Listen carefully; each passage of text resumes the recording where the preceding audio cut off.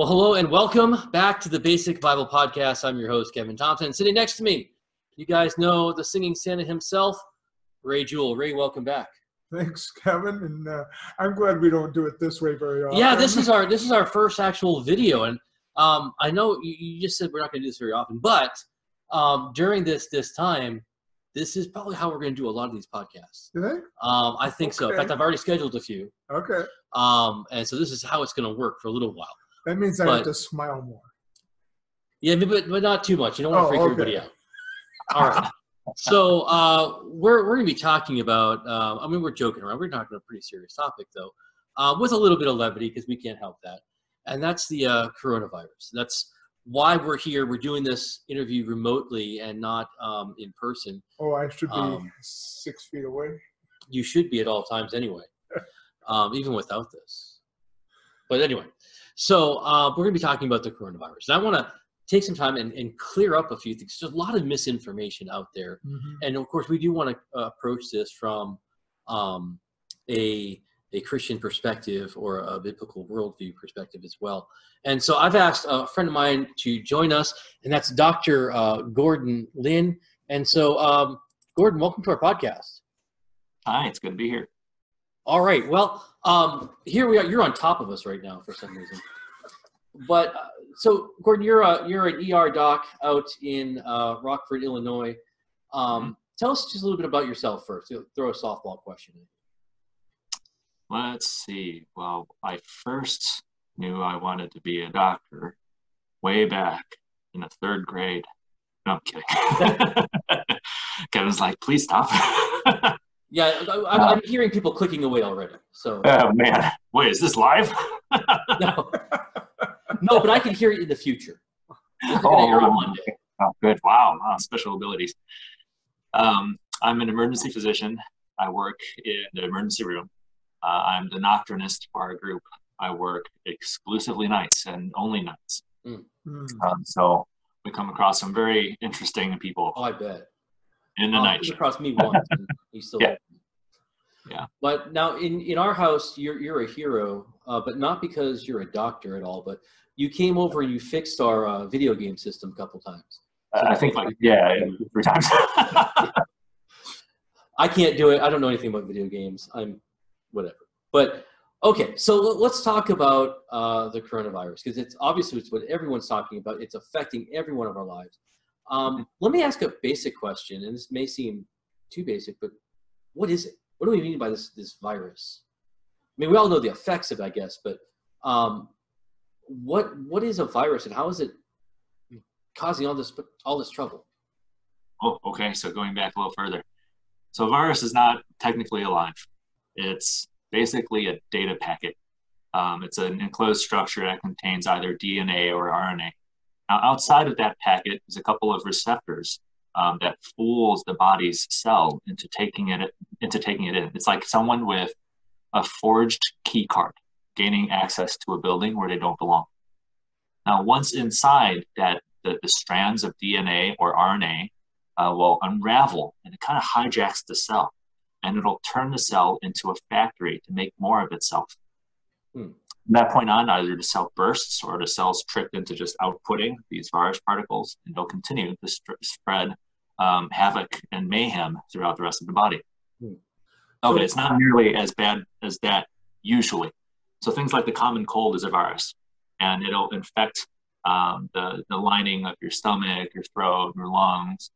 And for the common cold, you get the sniffles, you get a runny nose, cough, maybe a little bit of fever, and then your body deals with it and it goes away.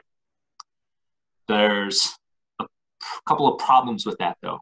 Because it's not technically alive, it's hard to kill, right? It's like to kill a zombie, you have to shoot it in the brain. That's kind of how it works. And so when you have these not quite alive particles floating around in your body, the ways your body deals with it is a little bit different. And the ways our medicines deal with it is drastically different.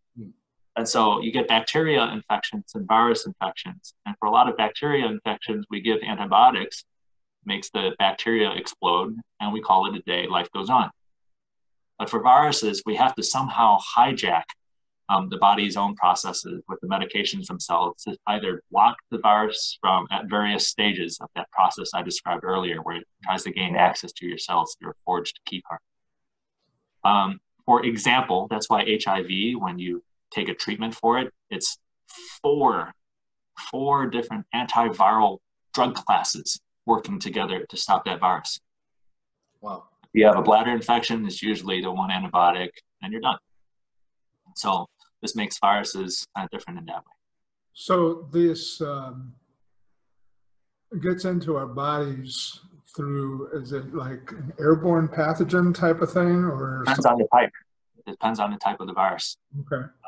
Now, since we're talking about coronavirus specifically, the coronavirus tends to target mucosal surfaces, and that is also mostly your nose, your lungs, your airway passages, a little bit in the gut as well too, though not quite as much. Because it gets all the airway surfaces, it'll cause your body to create a whole bunch of mucus, and that mucus is loaded with virus particles.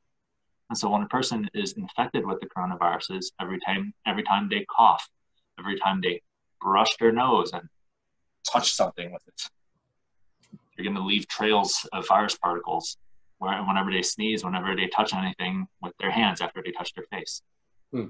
That's how it spreads.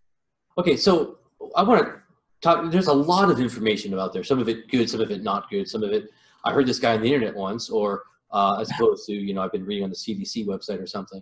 Yeah. And one of the most common things I hear is, we're really making too big of a deal about this because it's no worse than the common cold. In fact, the influenza has killed more people than this, so we don't really have to worry about this, and I'm going to leave my house and go touch my face and go whatever, buy some toilet. You know, I was guilty of saying that. And sure, by the numbers, right? By the numbers, it may not look as deadly as influenza, and for that matter, it probably is not. But let's use an analogy. A gallon of gasoline in a car can get you on average anywhere from 20 to 30 miles away, right? But that's gasoline ignited in very small controlled bursts. Now, if I threw a gallon of gasoline on you and set you on fire, we're going to get you 0 places because we're using that gasoline in a very different way, all at once, and unfortunately on your person. And so the problem with the coronavirus right now is that it's all happening at the same time. Now, just like with influenza, you have a spectrum of disease, right? For most people who get the flu, fine. They have a bad couple of days. They get better, life goes on. But then you also have some that it gets bad, but not so bad that they're going to die, but they still need to be admitted in the hospital. Yeah. They'll take up a hospital room.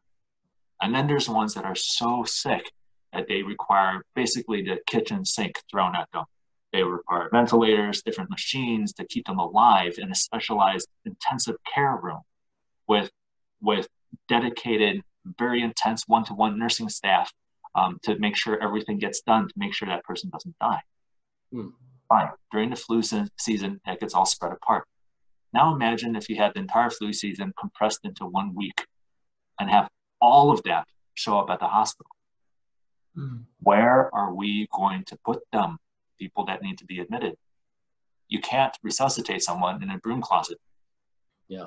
So we run out of space. We run out of resources when all of this happens at the same time. It's like using that gallon of gasoline lit on fire simultaneously.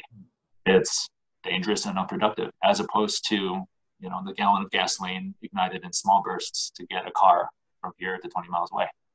So I've heard the illustration of where it's not. You're in Illinois right now. You're in a shelter in place. I don't want to say command, but mandate. Mandate. Yeah, thank you. I know there's a reason why we invited you on the show today. I'm always good for something, Kevin. Until now, we didn't know what that was. But okay, so you're in the shelter-in-place mandate. I don't know if already Governor Evers in Wisconsin said he's probably not going to do that, but other states have followed. And we are encouraged not to go out in large places, whatever. And the reason is trying to basically flatten the curve, or trying to spread this out so much so that it's not all at once. Is that an accurate description of why we should be doing these things? Yes, actually. Now, the tricky part of the coronavirus is that you start making virus particles, you start shedding it, and once again, if you touch your face, you touch something else, there will be virus particles there. A person can be sick for some time, a couple of days, without feeling sick. And during this normal kind of period, they might infect other people. And so the CDC actually, I checked this last night, the CDC marks this particular coronavirus as medium strength transmissibility. For reference, measles is incredibly contagious. So that's way up there. This is somewhere in the middle, very benign, almost. So the onset of this, I mean, it's happened in just, as far as we know, just the last few months, and it's been pretty rapid. Would there have been any way of preparing better for this onslaught of such a thing? I mean, or is it just something like... So the thing is, every year there's going to be little epidemics. And for the most part, you don't hear about it because they're contained. They burn out, people die, whatever, fine. And you quarantine that area and it's taken care of. But because the coronavirus hits like a delayed missile strike, once we notice the symptoms, there's already been people outside of the initial epicenter. So it's already been spread around. So could we have prepared for this? Maybe, sort of, kind of, we're not sure. Okay. And at first, like for comparison, the Ebola virus, right, from 6 years ago, that thing kills so fast and so hard that it's not going to spread because you're just going to die. And they make such a bloody mess. No one wants to touch the patient anyway, and so they die and they're kind of contained. And so there's Ebola seasons in Africa every year where you just get this kind of car bomb, and that's it. That's done and it's contained. Now with the coronavirus, it's so delayed acting. It's relatively mild, so that it just kind of travels. Yeah. But there's also that part where it really, really, really hurts the older population, especially the older population with some sort of other health problem. Okay. And so it becomes really hard to control, really hard to contain. And so our plan at this point is we're having people stay in the homes. That's not going to prevent infection. We're hoping to just, we're probably, most of us on the globe is probably going to get this specific disease sometime in the next year. We just want to spread it throughout the course of the year instead of it all happening now, where it would just buckle and crush the hospital system. So what are some of the symptoms that people should be concerned about if they start to feel that way? So this is the part where in medical school where I'm looking at these infectious disease textbooks and just want to throw it away because it's frustrating. Yeah. This begins with a flu-like illness, just like every other bloody virus. Okay. So it feels like a flu-like illness. A lot of it, though, will have a cough, some congestion. Now, I mentioned before that this coronavirus is one in a family of a set of viruses that causes what we call the common cold. You're going to feel the common cold. And so, like I said, that's the problem. That's why it spreads so easily. It's the common cold. Everyone gets cold every year. And so those are the symptoms. Now, if you get those symptoms, a few things. One, you might just have the common cold instead of corona. Mm-hmm. 2, you might have influenza instead of corona. 3, you might have the coronavirus. Okay. Now, what do you do then? What we're trying to do right now is to ask people, please, please, please, please don't go looking to be tested if all you have is a little bit of a runny nose and a cough and you otherwise feel fine. Because if you look for places to be tested, and what if you don't have coronavirus and you go to a testing center with a whole bunch of people with the same symptoms right now, you will expose yourself to the coronavirus. Don't do that to yourself, please. Don't do that to yourself, okay? If you go to an emergency room with a runny nose and a little cough, but you're otherwise okay, looking for a test, you are definitely exposing yourself to the coronavirus when you have the really sick coronavirus patients in the emergency room. Now, when you're there, as an ER doc, if all you have is a runny nose and a slight cough, I guarantee you I'm going to blow you off and put you home without a test. Because one, we don't have enough test kits, and two, it makes no difference if you're fine, right? If you have a runny nose and a cough, fine. Most people, this will just go away on their own. Don't look for a test. And because this is the coronavirus, there is no cure for it. Don't mistake the test for a cure. If you risk yourself at a testing center, potentially getting exposed to the real deal, only to get a negative test, guess what? You've gained nothing except exposure to the coronavirus. Yeah. If you have the coronavirus and you go and you get tested and you're otherwise fine, you have exposed everyone around you to the coronavirus. So if you feel okay, if you just have a runny nose and a little bit of a cough, maybe even a mild fever, stay home and just wait it out. Yeah. Now, if you're feeling sick, you're coughing super hard, if you have trouble breathing, if you don't feel right, if something feels wrong, get to the hospital. We got to take care of you. But if it's just a runny nose, if it's a little cough, even a mild fever, if you're otherwise fine, don't risk yourself, and don't risk the people around you. So just load up on vitamin C and a lot of water, right? Yep, absolutely. Stay hydrated, have a balanced diet. And right now is when people on the internet, on the television, the cranks, the deceivers, the liars, they're going to try and sell you all sorts of nonsense. Yeah. Okay. Look up at the CDC, look up the World Health Organization. It's just one Google search away. They update this practically by the day. But Dr. Oz and all those other guys, they're gonna sell you on BS. Don't waste your time and money, and don't waste your worry on something that doesn't work. Well, Jim Baker is selling some stuff on his program, and that's faith-based. So I believe in that. That's gonna no, there's a great essential oil that I use all the time. It's called canola. Okay, now you upset all the essential oil people, and so now I'm going to get emails about that, and my wife's going to. Yep. You want to talk about vaccinations? Because I think. Let's get, yeah, we talked about that. Let's go, since we've already gotten into trouble. Let's go there. Okay. This is the common cold on steroids, right? And there's laboratories right now working on vaccinations for this very particular strain. And because it's so relatively easily transmissible and everyone gets it, everyone's probably going to get it. May not be the most accurate. My gut fear is that we might be doing this shelter in place for months and months and months.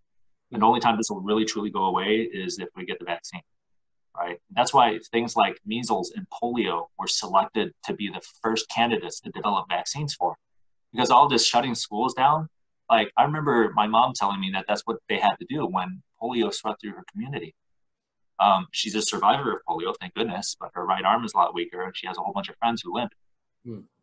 So things like this, because it's relatively easily transmissible and so many people are going to get it, this storm might not end until we can shut it down with a vaccine. And so I'm a frontline ER doc. For the next few months. My daily life at work is to be exposed to this potentially deadly disease day in, day out. I'm going to track this stuff home, putting my own family at risk. If you're watching this, and if you don't believe in vaccination, I'm pleading with you with my life. If this solution is a vaccine, please take it. Yeah.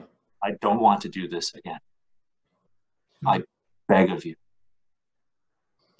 This is what the world looks like before vaccines were developed. This is a world without herd immunity. This is a world without vaccinations when we have no control over a disease that can be lethal. So you're not only an ER doc, but you're a student of theology. You're a member there at Morningstar Church at Rockford. I've had a chance to hear you preach a couple of times. As a Christian walking into this, how do we approach this from a biblical perspective? Because a lot of people are worried about, hey, I'm not able to go to church now. And, just Ray and I were talking, I had a friend of mine who was, casting doubt on the legitimacy of my faith because I don't have a problem with my church not meeting temporarily.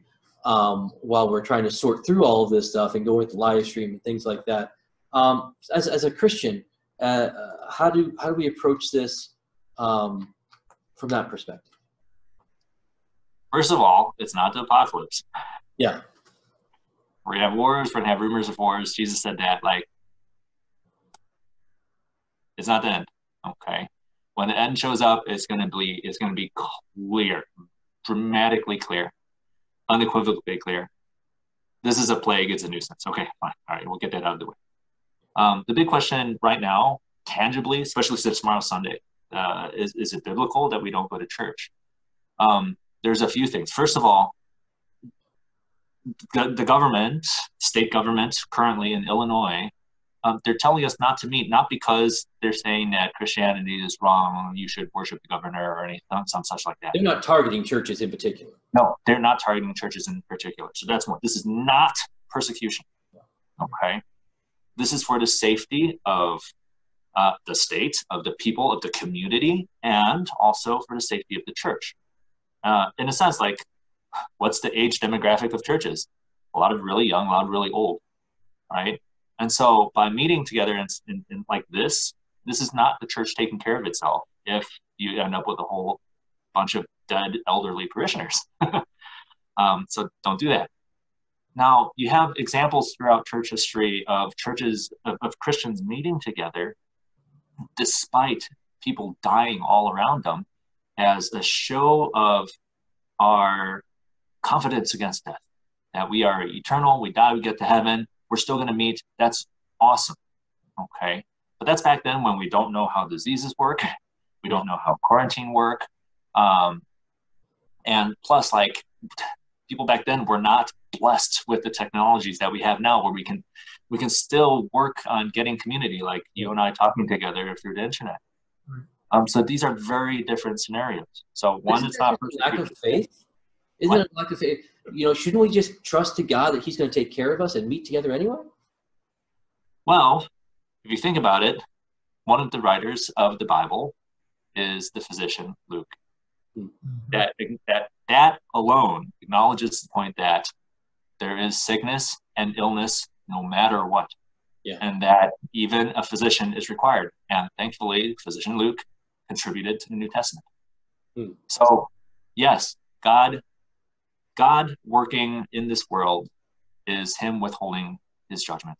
That really, if you think about it that way, this all makes sense. Yeah. Right? We deserve pandemics like this all the time, earthquakes, wholesale destruction, because guess what? We are all sinners, deserving of God's judgment. The surprising thing should be, why only now?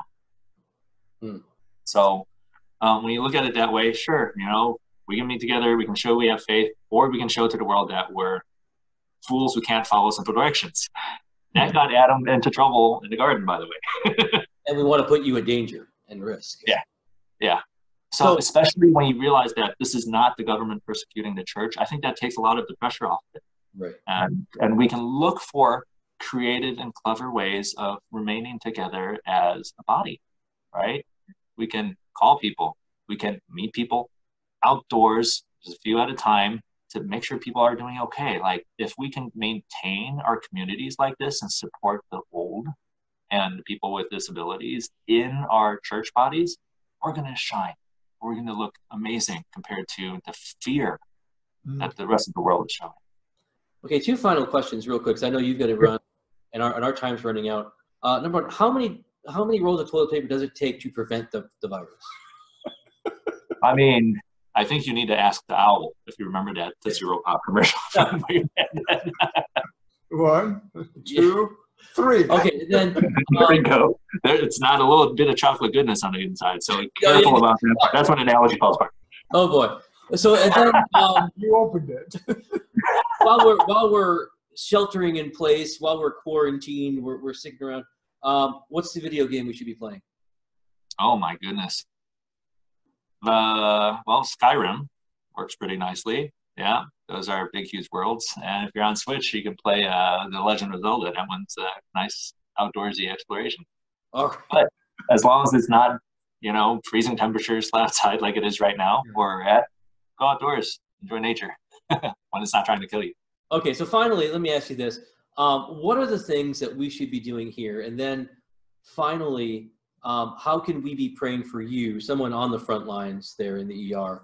How can we be praying for your safety and just for things in general here? Yeah. The infrastructure, the social infrastructure is still going. Grocery stores are not shut down. Gas stations are still going. Banks are still operating. So don't go panic buying and hoarding stuff. Okay.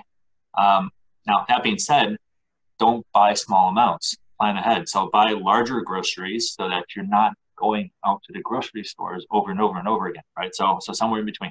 But if you're buying and hoarding a whole bunch of stuff, right now we have a mask shortage because a lot of people bought all the masks. And now the people who are, so you have people at home with boxes and boxes of masks. How many are they going through per day? And yet you have hospitals that are running out of masks. And now we have frontline workers who can sick, fall ill, and we don't have people running emergency rooms anymore. So that's a problem. So don't hoard. Shop a little extra when you're doing your groceries so you're not going out constantly.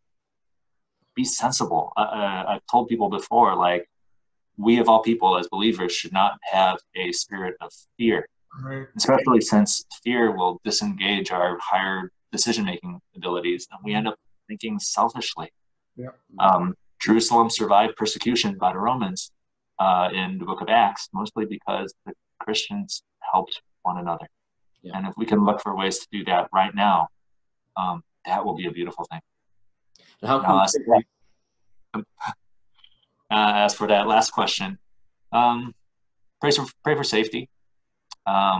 Mostly, like I said, it affects the older. I'm younger. I'm pretty healthy. If I get it, fine. I get the sniffles. I'm not going to die. Statistically, I might get a hospital admission. I go home. But the problem is, I'm the nocturnist. I work anywhere between 45 to 50% of the night shifts of my hospital. If I go down, who's taking my place? Mm-hmm. So that's me. But then I'm a younger doc. How many older physicians are out there that if they get this, they might die? We could potentially lose.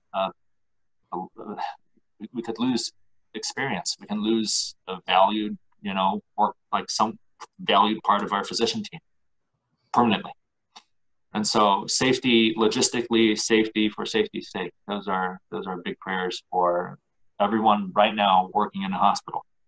I'm starting work tomorrow night for my next run of shifts. So this is going to be a daily battle for potentially a couple months to a year or more. So we always end each episode with recommended resources. So where can people go? What's a trusted, not a hashtag fake news, whatever. I heard this guy on the internet one time. What are some trusted sources people can look at and get the latest on all of this? I almost wanted to tell people to just avoid the news, like avoid general news, because a lot of that is unfiltered information done by news anchors or writers who are not medical professionals. So they're going through the literature, but they might not interpret it correctly. So that's a big danger. So what you want to do is go look up the World Health Organization or the Center for Disease Control.